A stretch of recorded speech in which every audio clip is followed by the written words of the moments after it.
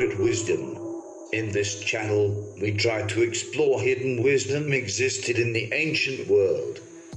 Most of the unbelievable ancient creations and knowledge are still wonders to the present world. So, this effort is to refer some written materials older more than 100 years and present you as audiobooks.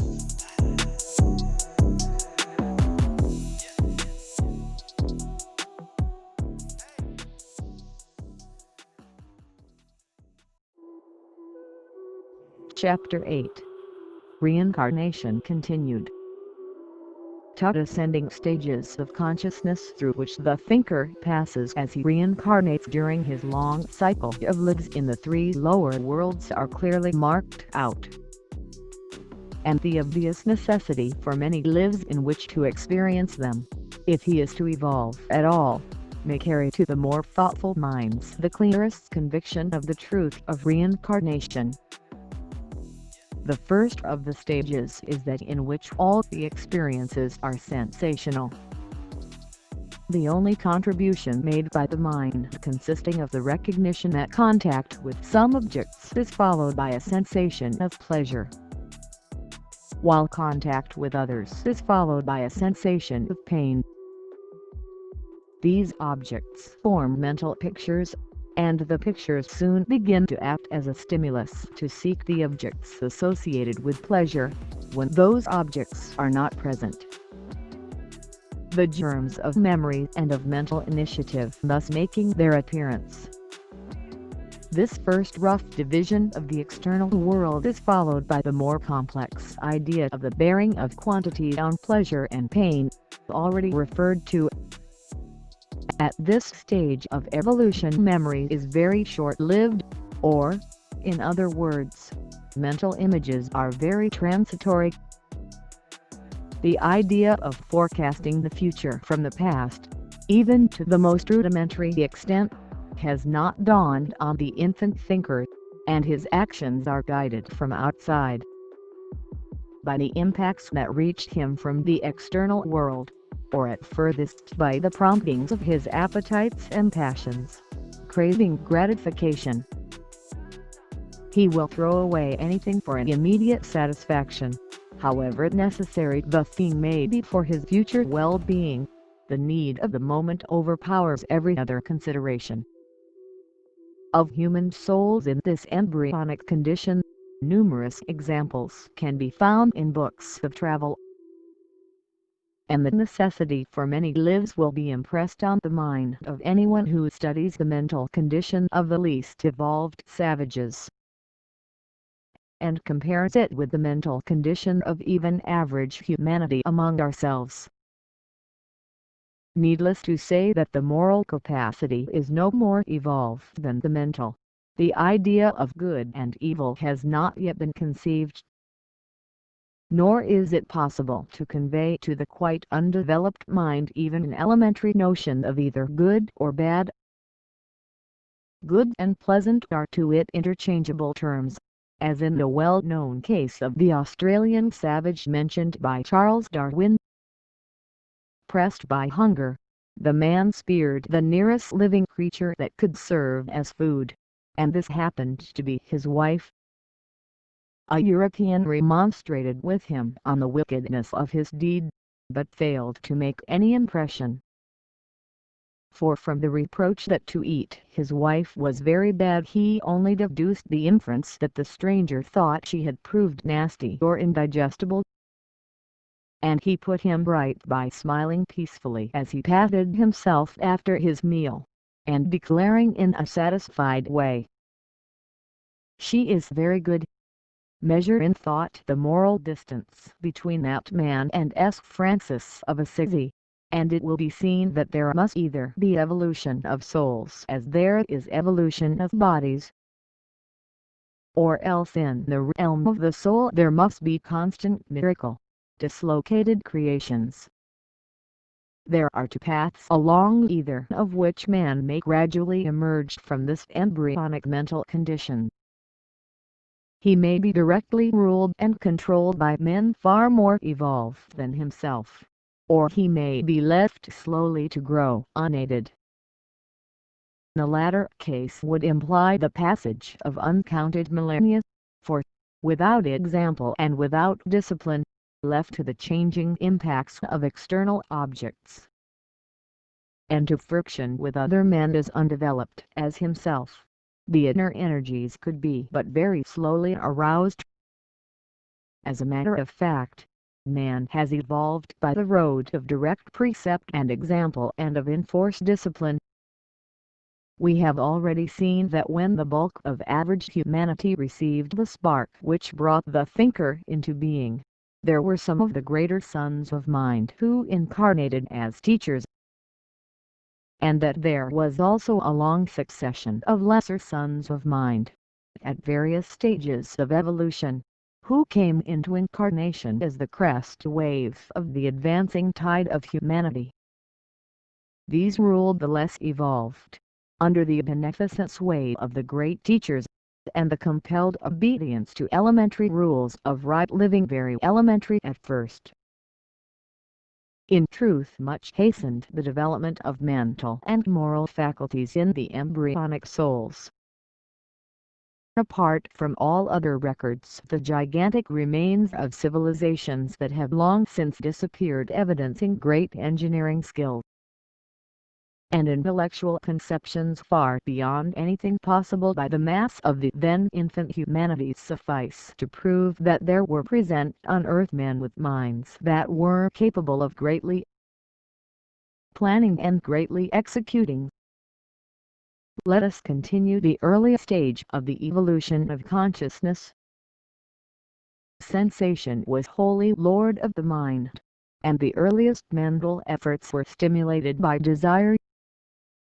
This led the man, slowly and clumsily, to forecast, to plan. He began to recognize a definite association of certain mental images, and, when one appeared, to expect the appearance of the other that had invariably followed in its wake. He began to draw inferences, and even to initiate action on the faith of these inferences, a great advance. And he began also to hesitate now and again to follow the vehement promptings of desire, when he found, over and over again, that the gratification demanded was associated in his mind with the subsequent happening of suffering. This action was much quickened by the pressure upon him of verbally expressed laws. He was forbidden to seize certain gratifications, and was told that suffering would follow disobedience. When he had seized the delight-giving object and found the suffering followed upon the pleasure, the fulfilled declaration made a far stronger impression on his mind than would have been made by the unexpected and therefore to him fortuitous happening of the same thing unforetold. Thus conflict continually arose between memory and desire, and the mind grew more active by the conflict, and was stirred into livelier functioning. The conflict, in fact, marked the transition to the second great stage. Here began to show itself the germ of will. Desire and will guide a man's actions, and will has even been defined as the desire which emerges triumphant from the contest of desires. But this is a crude and superficial view, explaining nothing. Desire is the outgoing energy of the thinker, determined in its direction by the attraction of external objects. Will is the outgoing energy of the thinker, determined in its direction by the conclusions drawn by the reason from past experiences, or by the direct intuition of the thinker himself. Otherwise put, desire is guided from without, will from within. At the beginning of man's evolution, desire has complete sovereignty, and hurries him hither and thither. In the middle of his evolution, desire and will are in continual conflict, and victory lies sometimes with the one, sometimes with the other. At the end of his evolution desire has died, and will rules with unopposed, unchallenged sway, until the thinker is sufficiently developed to see directly, will is guided by him through the reason. And as the reason can't draw its conclusions only from its stock of mental images, its experience and that stock is limited, the will constantly commands mistaken actions. The suffering which flows from these mistaken actions increases the stock of mental images, and thus gives the reason an increased store from which to draw its conclusions. Thus progress is made and wisdom is born. Desire often mixes itself up with will, so that what appears to be determined from within is really largely prompted by the cravings of the lower nature for objects which afford it gratification. Instead of an open conflict between the two, the lower subtly insinuates itself into the current of the higher and turns its course aside.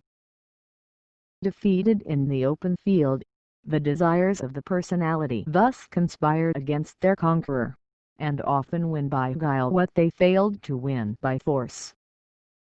During the whole of this second great stage, in which the faculties of the lower mind are in full course of evolution, conflict is the normal condition. Conflict between the rule of sensations and the rule of reason. The problem to be solved in humanity is the putting an end to conflict while preserving the freedom of the will. To determine the will inevitably to the best, while yet leaving the best as a matter of choice. The best is to be chosen, but by a self-initiated volition, that shall come with all the certainty of a foreordained necessity. The certainty of a compelling law is to be obtained from countless wills, each one left free to determine its own course. The solution of that problem is simple when it is known, though the contradiction looks irreconcilable when first presented. Let man be left free to choose his own actions, but let every action bring about an inevitable result. Let him run loose amid all objects of desire and seize whatever he will, but let him have all the results of his choice, be they delightful or grievous. Presently he will freely reject the objects whose possession ultimately causes him pain. He will no longer desire them when he has experienced to the full that their possession ends in sorrow. Let him struggle to hold the pleasure and avoid the pain. He will none the less be ground between the stones of law, and the lesson will be repeated any number of times found necessary. Reincarnation offers as many lives as are needed by the most sluggish learner. Slowly desire for an object that brings suffering in its train will die, and when the thing offers itself in all its attractive glamour it will be rejected, not by compulsion but by free choice. It is no longer desirable, it has lost its power. Thus with thing after thing, choice more and more runs in harmony with law. There are many roads of error, the road of truth is one. When all the paths of error have been trodden, when all have been found to end in suffering, the choice to walk in the way of truth is unswerving, because based on knowledge. The lower kingdoms work harmoniously, compelled by law. Man's kingdom is a chaos of conflicting wills, fighting against, rebelling against law. Presently there evolves from it the nobler unity, the harmonious choice of voluntary obedience, an obedience that, being voluntary, based on knowledge and on memory of the results of disobedience, is stable and can be drawn aside by no temptation. Ignorant, inexperienced, man would always have been in danger of falling. As a god, knowing good and evil by experience, his choice of the good is raised forever beyond possibility of change. Will in the domain of morality is generally entitled conscience, and it is subject to the same difficulties in this domain as in its other activities. So long as actions are in question which have been done over and over again, of which the consequences are familiar either to the reason or to the thinker himself, the conscience speaks quickly and firmly. But when unfamiliar problems arise, as to the working out of which experience is silent, conscience cannot speak with certainty.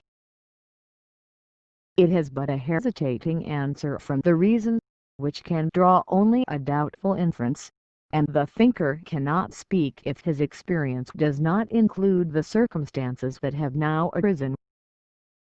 Hence conscience often decides wrongly, that is, the will, failing clear direction from either the reason or the intuition, guides action amiss.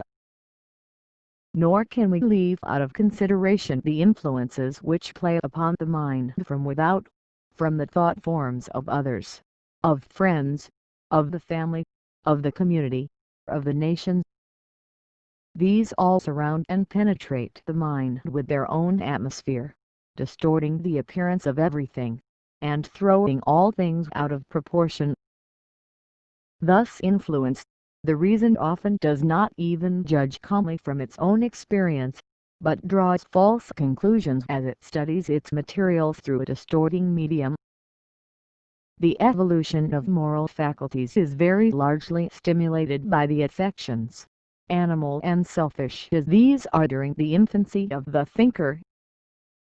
The laws of morality are laid down by the enlightened reason, discerning the laws by which nature moves, and bringing human conduct into consonance with the divine will.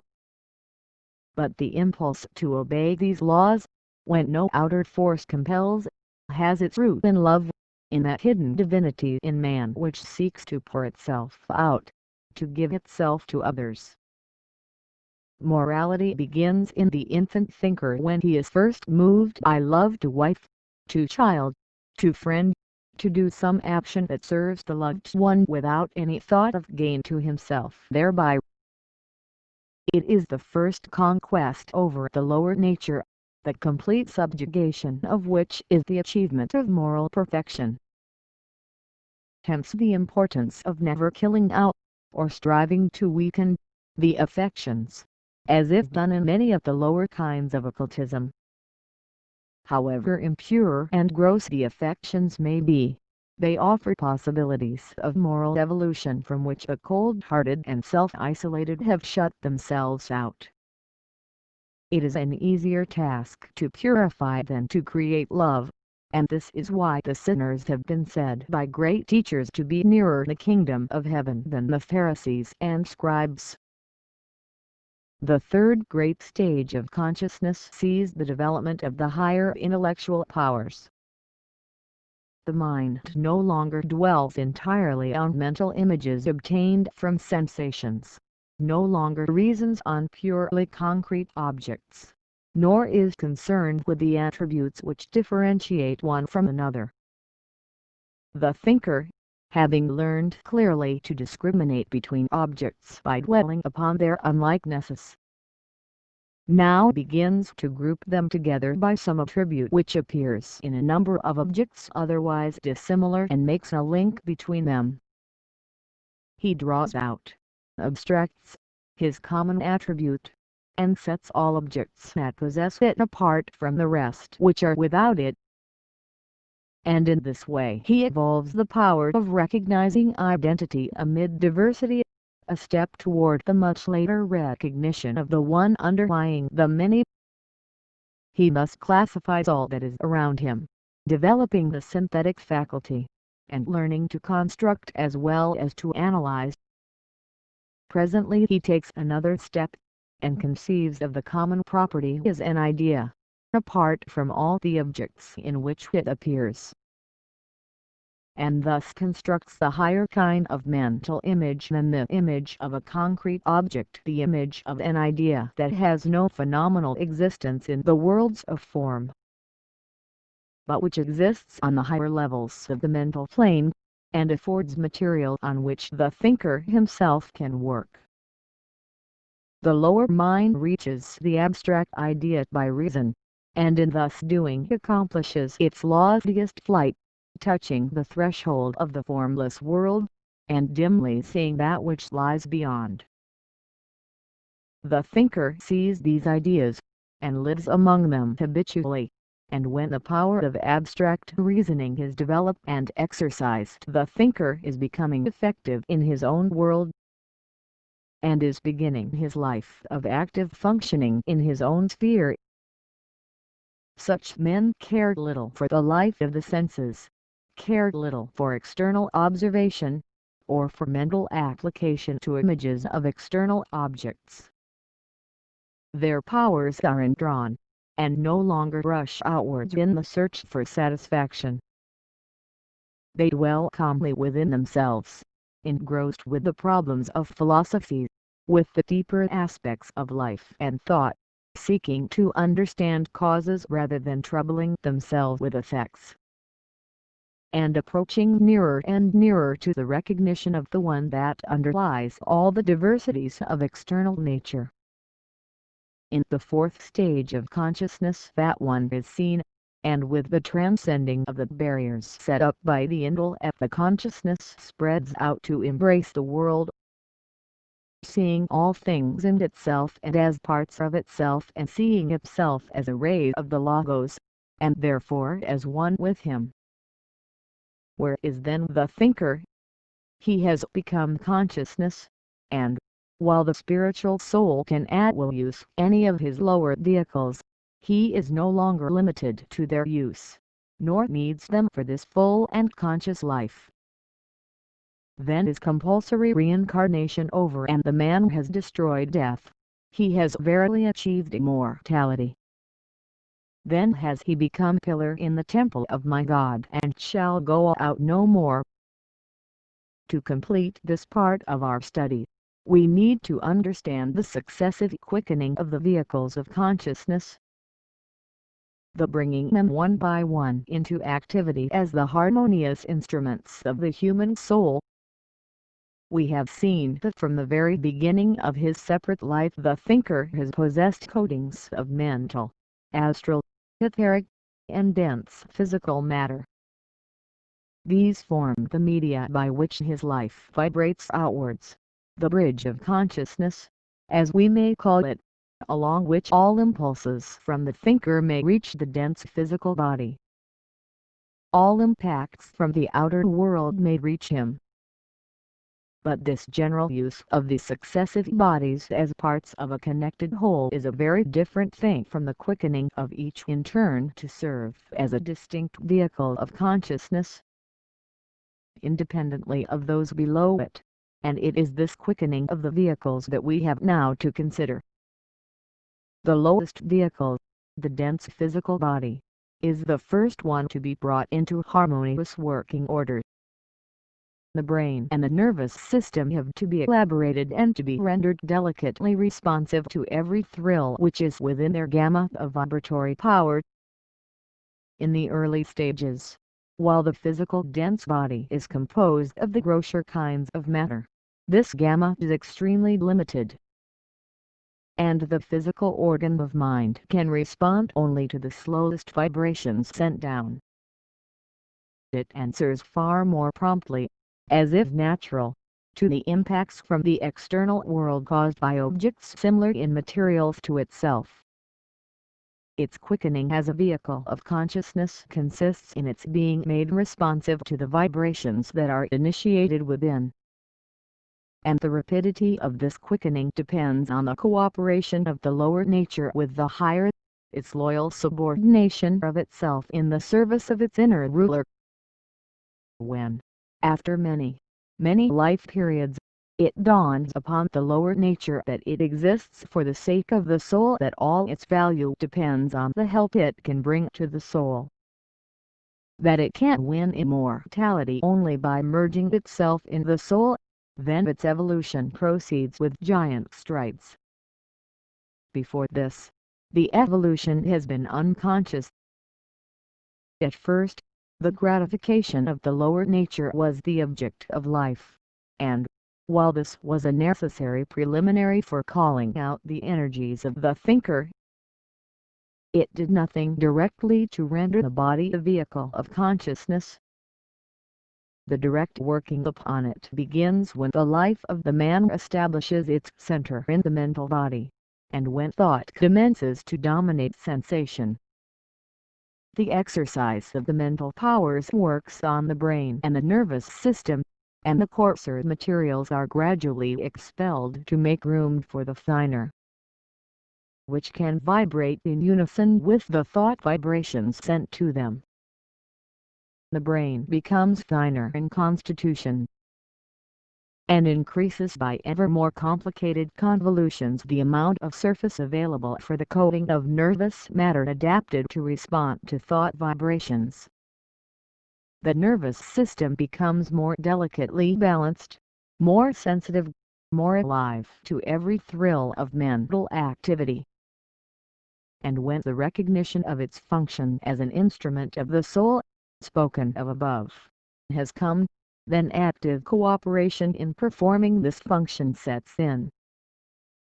The personality begins deliberately to discipline itself, and to set the permanent interests of the immortal individual above its own transient gratifications.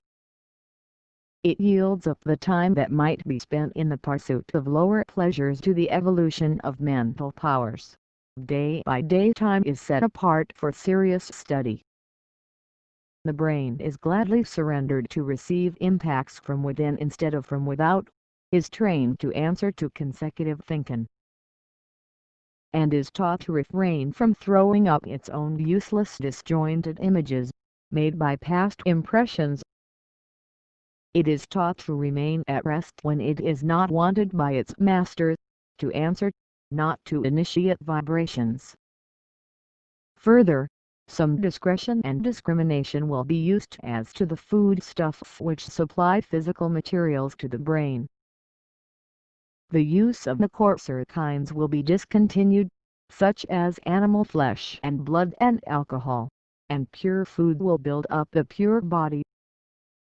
Gradually the lower vibrations will find no materials capable of responding to them, and the physical body thus becomes more and more entirely the vehicle of consciousness, delicately responsive to all the thrills of thought and keenly sensitive to the vibrations sent outwards by the thinker. The etheric double so closely follows the constitution of the dense body that it is not necessary to study separately its purification and quickening. It does not normally serve as a separate vehicle of consciousness, but works synchronously with its dense partner, and when separated from it either by accident or by death, it responds very feebly to the vibrations initiated within. Its function in truth is not to serve as a vehicle of mental consciousness, but as a vehicle of prana, of specialized life force, and its dislocation from the denser particles to which it conveys the life currents is therefore disturbing and mischievous. The astral body is the second vehicle of consciousness to be vivified, and we have already seen the changes through which it passes as it becomes organized for its work.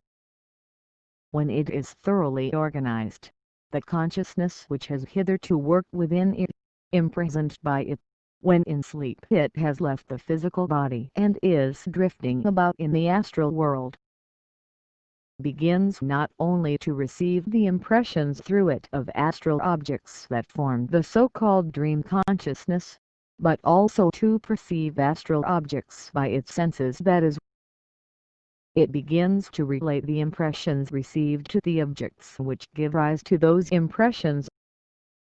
These perceptions are at first confused, just as are the perceptions at first made by the mind through a new physical baby body, and they have to be corrected by experience in the one case as in the other. The thinker has gradually to discover the new powers which he can use through this subtler vehicle, and by which he can control the astral elements and defend himself against astral dangers. He is not left alone to face this new world unaided, but is taught and helped, and until he can guard himself protected by those who are more experienced than himself in the ways of the astral world. Gradually the new vehicle of consciousness comes completely under his control, and life on the astral plane is as natural and as familiar as life on the physical.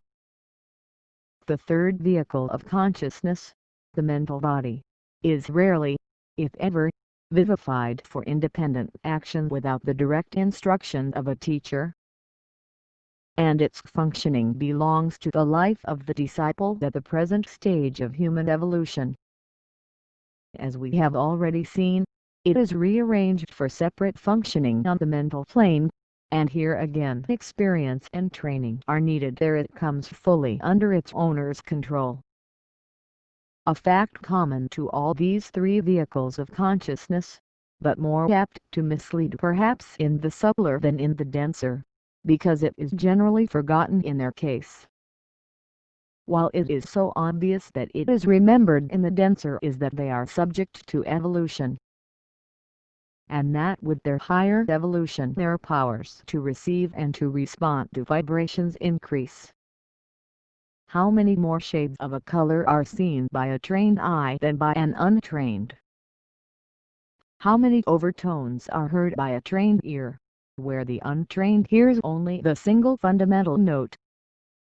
As the physical senses grow more keen, the world becomes fuller and fuller, and where the peasant is conscious only of his furrow and his plough, the cultured mind is conscious of hedgerow flower and quivering half-spin, of rapturous melody down-dropping from the skylark and the whirring of tiny wings through the adjoining wood, of the scudding of rabbits under the curled fronds of the bracken, and the squirrels playing with each other through the branches of the beeches, of all the gracious movements of wild things, of all the fragrant odors of field and woodland, of all the changing glories of the cloud-flecked sky, and of all the chasing lights and shadows on the hills.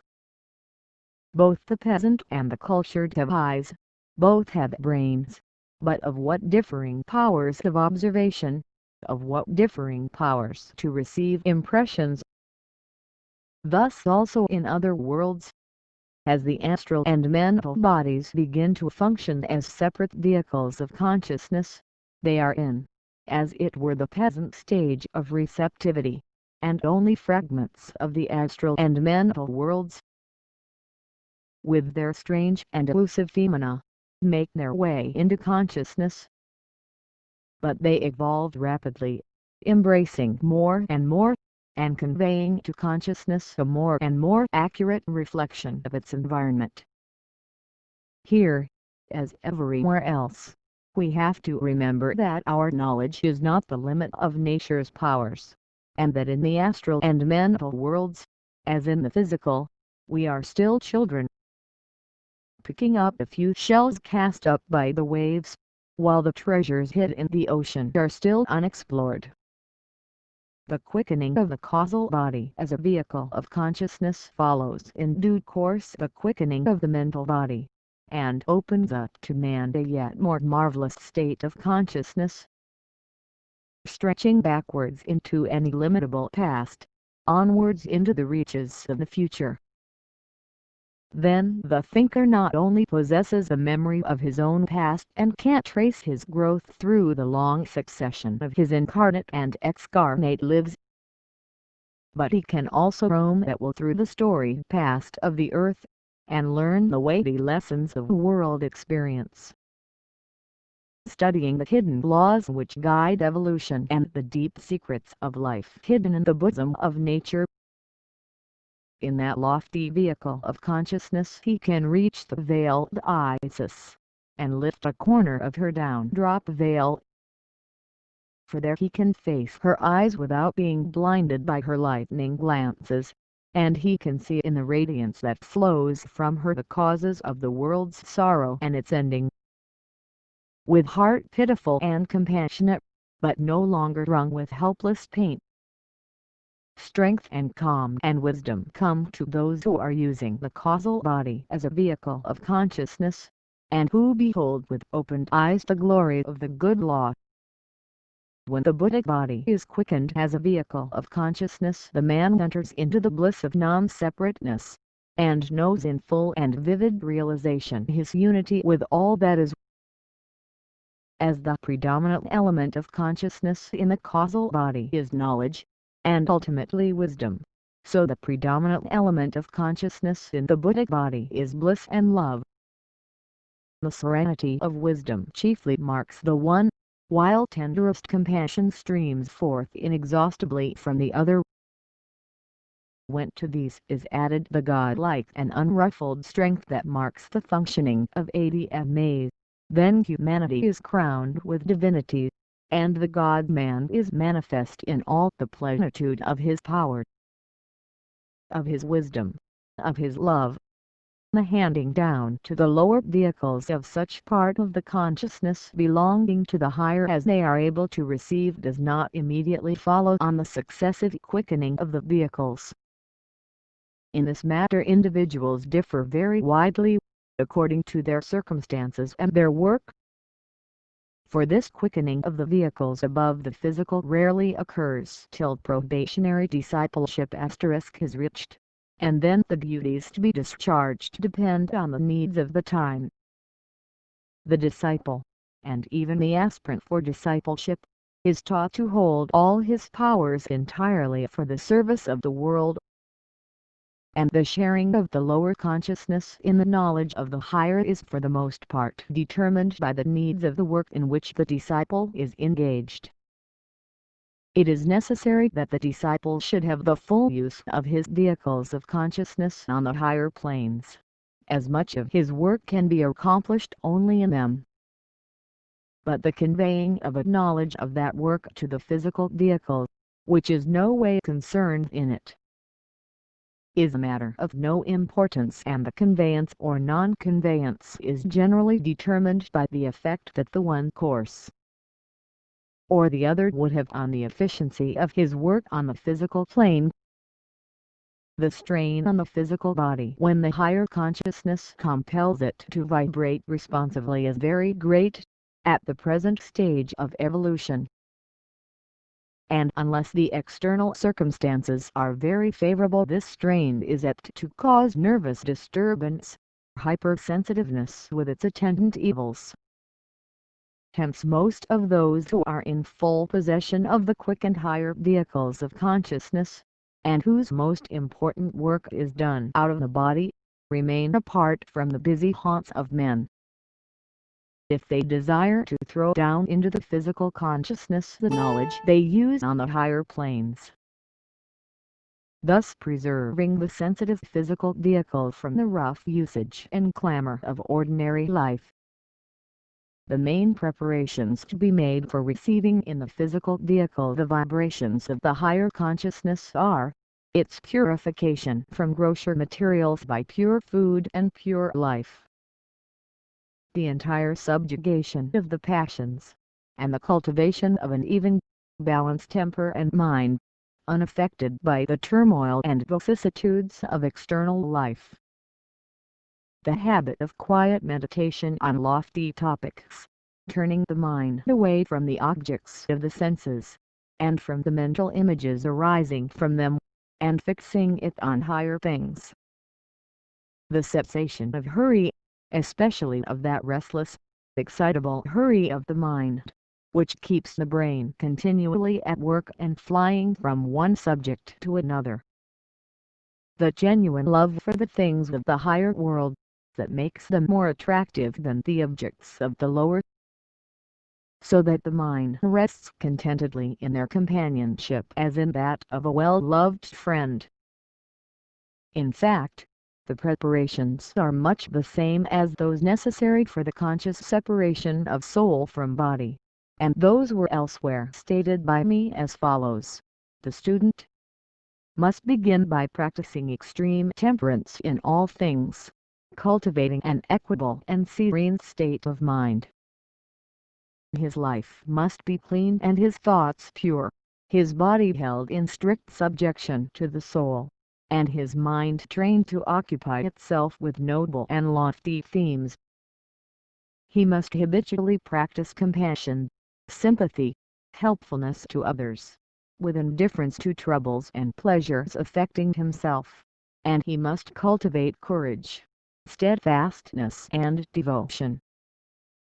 In fact, he must live the religion and ethics that other people for the most part only talk.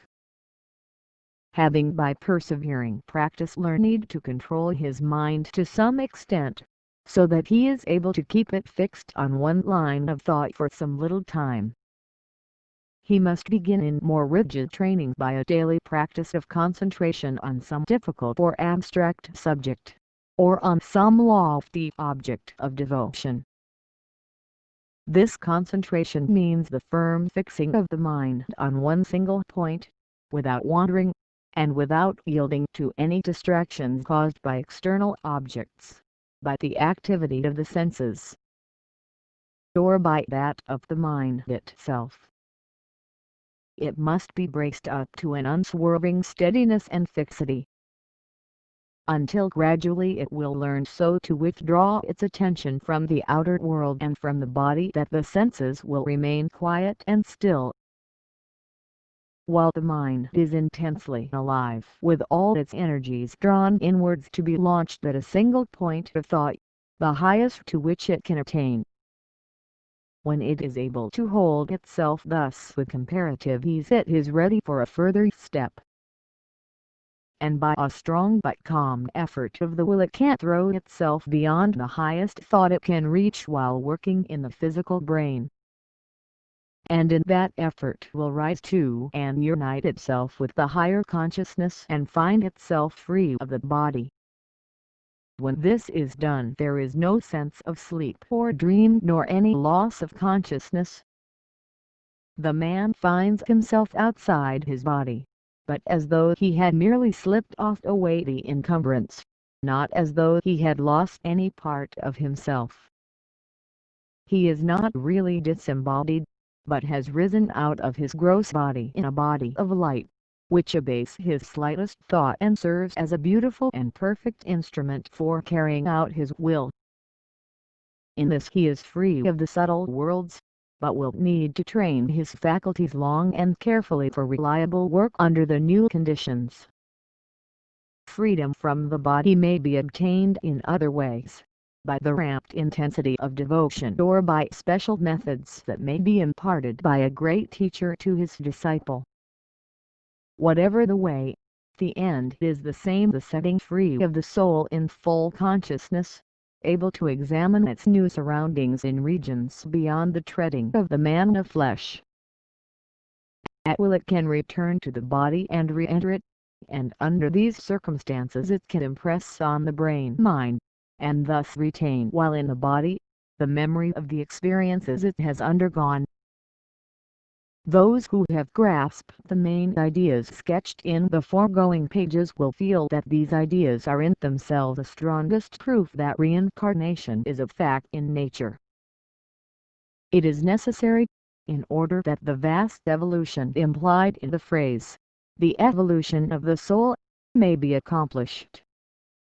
The only alternative, putting aside for the moment the materialistic idea that the soul is only the aggregate of the vibrations of a particular kind of physical matter, is that each soul is a new creation, made when a babe is born, and stamped with virtuous or with vicious tendencies, endowed with ability or with stupidity, by the arbitrary whim of the creative power. As the Mohammedan would say, his fate is hung round his neck at birth, for a man's fate depends on his character and his surroundings. And a newly created soul flung into the world must be doomed to happiness or misery according to the circumstances environing him and the character stamped upon him. Predestination in its most offensive form is the alternative of reincarnation. Instead of looking on man as slowly evolving, so that the brutal savage of today will in time evolve the noblest qualities of saint and heroes, and thus seeing in the world the wisely planned and wisely directed process of growth, we shall be obliged to see in it a chaos of most unjustly treated sentient beings, awarded happiness or misery, knowledge or ignorance, virtue or vice, wealth or poverty, genius or idiocy, by an arbitrary external will, unguided by either justice or mercy, a veritable pandemonium, irrational and unmeaning. and this chaos is supposed to be the higher part of a cosmos, in the lower regions of which are manifested all the orderly and beautiful workings of a law that evolves higher and more complex forms from the lower and the simpler. That obviously makes for righteousness, for harmony, and for beauty. If it be admitted that the soul of the savage is destined to live and to evolve, and that he is not doomed for eternity to his present infant state, but that his evolution will take place after death and in other worlds, then the principle of soul evolution is conceded, and the question of the place of evolution alone remains. Were all souls on earth at the same stage of evolution, much might be said for the contention that further worlds are needed for the evolution of souls beyond the infant stage. But we have around us souls that are far advanced, and that were born with noble mental and moral qualities. By parity of reasoning, we must suppose them to have been evolved in other worlds ere their one birth in this, and we cannot but wonder why an earth that offers varied conditions, fit for little developed and also for advanced souls, should be paid only one flying visit by souls at every stage of development, all the rest of their evolution being carried on in worlds similar to this, equally able to afford all the conditions needed to evolve the souls at different stages of evolution, as we find them to be when they are born here. The ancient wisdom teaches, indeed, that the soul progresses through many worlds, but it also teaches that he is born in each of these worlds over and over again, until he has completed the evolution possible in that world. The worlds themselves, according to its teaching, form an evolutionary chain, and each plays its own part as a field for certain stages of evolution. Our own world offers a field suitable for the evolution of the mineral, vegetable, animal and human kingdoms, and therefore collective or individual reincarnation goes on upon it in all these kingdoms. Truly, further evolution lies before us in other worlds, but in the divine order they are not open to us until we have learned and mastered the lessons our own world has to teach. There are many lines of thought that lead us to the same goal of reincarnation, as we study the world around us. The immense differences that separate man from man have been already noticed as implying an evolutionary past behind each soul, and attention has been drawn to these as differentiating the individual reincarnation of men, all of whom belong to a single species, from the reincarnation of monadic group souls in the lower kingdoms. The comparatively small differences that separate the physical bodies of men, all being externally recognizable as men, should be contrasted with the immense differences that separate the lowest savage and the noblest human type in mental and moral capacities. Savages are often splendid in physical development and with large cranial contents, but how different their minds from that of a philosopher or of a saint.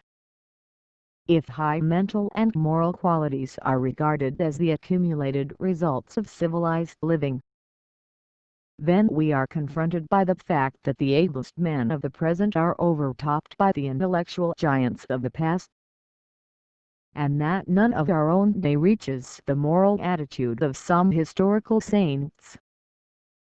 Further, we have to consider that genius has neither parent nor child, that it appears suddenly and not as the apex of a gradually improving family, and is itself generally sterile, or, if a child be born to it, it is a child of the body, not of the mind. Still more significantly, the musical genius is for the most part born in a musical family, because that form of genius needs for its manifestation a nervous organization of a peculiar kind. And nervous organization falls under the law of heredity. but how often in such a family its object seems over when it has provided a body for a genius, and it then flickers out and vanishes in a few generations into the obscurity of average humanity. Where are the descendants of Bach, of Beethoven, of Mozart, of Mendelssohn, equal to their sires?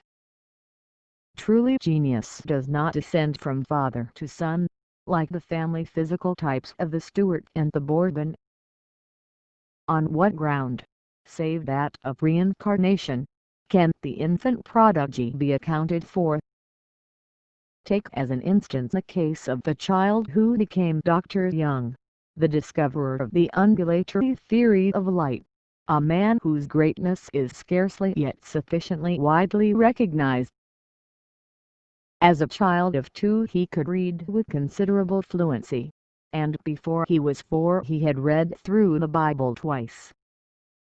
At 7 he began arithmetic, and mastered Walkingham's tutor's assistant before he had reached the middle of it under his tutor, and a few years later we find him mastering, while at school, Latin, Greek, Hebrew, mathematics, bookkeeping, French, Italian, turning and telescope making, and delighting in Oriental literature. At 14 he was to be placed under private tuition with a boy a year and a half younger, but, the tutor first engaged failing to arrive, Young taught the other boy. Sir William Rowan Hamilton showed power even more precocious. He began to learn Hebrew when he was barely 3, and at the age of 7 he was pronounced by one of the Fellows of Trinity College, Dublin, to have shown the greater knowledge of the language than many candidates for a fellowship. At the age of 13 he had acquired considerable knowledge of at least 13 languages. Among these, besides the classical and the modern European languages, were included Persian, Arabic, Sanskrit, Hindustani, and even Malay. He wrote, at the age of 14, a complimentary letter to the Persian ambassador, who happened to visit Dublin, and the latter said he had not thought there was a man in Britain who could have written such a document in the Persian language. The relative of his says, I remember him a little boy of 6, when he would answer a difficult mathematical question, and run off gaily to his little cart. At 12 he engaged Colburn, the American calculating boy, who was then being exhibited as a curiosity in Dublin, and he had not always the worst of the encounter. When he was 18, Dr. Brinkley said of him in 1823, this young man, I do not say will be, but is, the first mathematician of his age. At college his career was perhaps unexampled. Among a number of competitors of more than ordinary merit, he was first in every subject, and at every examination. Let the thoughtful student compare these boys with a semi-idiot, or even with an average lad, note how, starting with these advantages, they become leaders of thought. And then ask himself whether such souls have no past behind them. Family likenesses are generally explained as being due to the law of heredity, but differences in mental and in moral character are continually found within a family circle, and these are left unexplained. Reincarnation explains the likenesses by the fact that a soul in taking birth is directed to a family which provides by its physical heredity the body suitable to express his characteristics. And it explains the unlikenesses by attaching the mental and moral character to the individual himself, while showing that ties set up in the past have led him to take birth in connection with some other individual of that family. A matter of significance in connection with twins is that during infancy they will often be indistinguishable from each other, even to the keen eye of mother and of nurse. Whereas, later in life, when Monas has been working on his physical encasement, he will have so modified it that the physical likeness lessens, and the differences of character stamp themselves on the mobile features. Physical likeness with mental and moral unlikeness seems to imply the meeting of two different lines of causation. The striking dissimilarity found to exist between people of about equal intellectual power in assimilating particular kinds of knowledge is another pointer to reincarnation. The truth is recognized at once by one, while the other fails to grasp it even after long and careful observation. Yet the very opposite may be the case when another truth is presented to them, and it may be seen by the second and missed by the first. Two students are attracted to Theosophy and begin to study it. At a year's end, one is familiar with its main conceptions and can apply them, while the other is struggling in a maze. To the one each principle seemed familiar on presentation, to the other new, unintelligible, strange. The believer in reincarnation understands that the teaching is old to the one and new to the other. One learns quickly because he remembers, he is but recovering past knowledge. The other learns slowly because his experience has not included these truths of nature, and he is acquiring them toilfully for the first time. So also ordinary intuition is merely recognition of a fact familiar in a past life, though met with for the first time in the present. Another sign of the road along which the individual has traveled in the past. The main difficulty with many people in the reception of the doctrine of reincarnation is their own absence of memory of their past. Yet they are every day familiar with the fact that they have forgotten very much even of their lives in their present bodies, and that the early years of childhood are blurred and those of infancy a blank. They must also know that events of the past which have entirely slipped out of their normal consciousness are yet hidden away in dark caves of memory, and can be brought out again vividly in some form of disease or under the influence of mesmerism. The dying man has been known to speak a language heard only in infancy, and unknown to him during a long life. In delirium, events long forgotten have presented themselves vividly to the consciousness. Nothing is really forgotten, but much is hidden out of sight of the limited vision of our waking consciousness, the most limited form of our consciousness, although the only consciousness recognized by the vast majority. Just as the memory of some of the present life is indrawn beyond the reach of this waking consciousness, and makes itself known again only when the brain is hypersensitive and thus able to respond to vibrations that usually beat against it unheeded. So is the memory of the past lives stored up out of reach of the physical consciousness.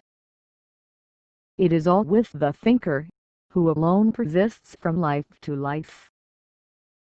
He has the whole book of memory within his reach, for he is the only eye that has passed through all the experiences recorded therein. Moreover, he can impress his own memories of the past on his physical vehicle, as soon as it has been sufficiently purified to answer to his swift and subtle vibrations. And then the man of flesh can share his knowledge of the storied past. The difficulty of memory does not lie in forgetfulness, for the lower vehicle, the physical body, has never passed through the previous lives of its owner. It lies in the absorption of the present body in its present environment, in its coarse irresponsiveness to the delicate thrills in which alone the soul can speak. Those who would remember the past must not have their interests centered in the present, and they must purify and refine the body till it is able to receive impressions from the subtler spheres. Memory of their own past lives, however, is possessed by a considerable number of people who have achieved the necessary sensitiveness of the physical organism, and to these, of course, reincarnation is no longer a theory, but has become a matter of personal knowledge. They have learned how much richer life becomes when memories of past lives pour into it, when the friends of this brief day are found to be the friends of the long ago, and old remembrances strengthen the ties of the fleeting present. Life gains security and dignity when it is seen with a long vista behind it, and when the lugs of old reappear in the lugs of today. Death fades into its proper place as a mere incident in life, the change from one scene to another, like a journey that separates bodies but cannot sunder friend from friend. The links of the present are found to be part of a golden chain that stretches backwards, and the future can be faced with a glad security in the thought that these links will endure through days to come, and form part of that unbroken chain. Now and then we find children who have brought over a memory of their immediate past, for the most part when they have died in childhood and are reborn almost immediately. In the West such cases are rarer than in the East, because in the West the first words of such a child would be met with disbelief, and he would quickly lose faith in his own memories. In the East, where belief in reincarnation is almost universal, the child's remembrances are listened to, and where the opportunity serves they have been verified. There is another important point with respect to memory that will repay consideration. The memory of past events remains, as we have seen, with the thinker only, but the results of those events embodied in faculties are at the service of the lower man. If the whole of these past events were thrown down into the physical brain, the vast mass of experiences in no classified order, without arrangement, the man could not be guided by the outcome of the past, nor utilize it for present help. Compelled to make a choice between two lines of action, he would have to pick, out of the unarranged facts of his past, events similar in character, trace out their results, and after long and weary study arrive at some conclusion, a conclusion very likely to be vitiated by the overlooking of some important factor, and reached long after the need for decision had passed. All the events, trivial and important, of some hundreds of lives would form a rather unwieldy and chaotic mass for reference in an emergency that demanded a swift decision. The far more effective plan of nature leaves to the thinker the memory of the events, provides a long period of excarnate existence for the mental body, during which all the and their results are classified. Then these results are embodied as faculties, and these faculties form the next mental body of the thinker.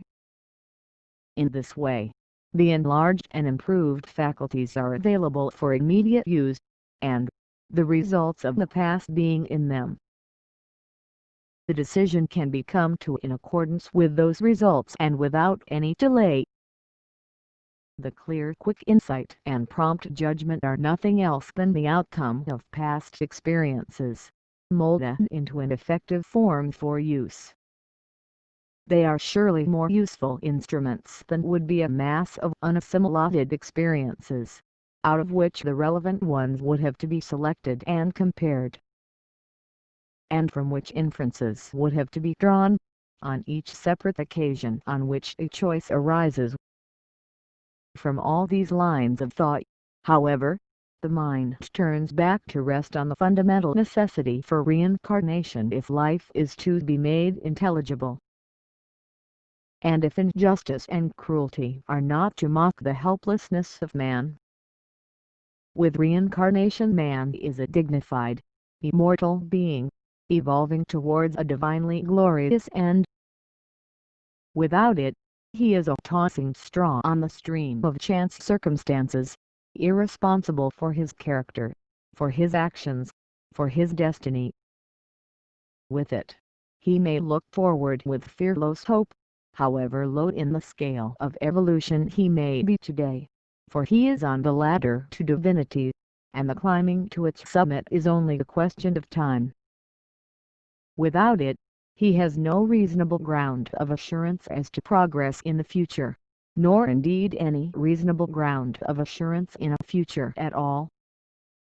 Why should a creature without a past look forward to a future? He may be a mere bubble on the ocean of time, flung into the world from non-entity, with qualities, good or evil, attached to him without reason or desert. Why should he strive to make the best of them? Will not his future, if he have one, be as isolated, as uncaused, as unrelated as his present? In dropping reincarnation from its beliefs, the modern world has deprived God of his justice and has bereft man of his security.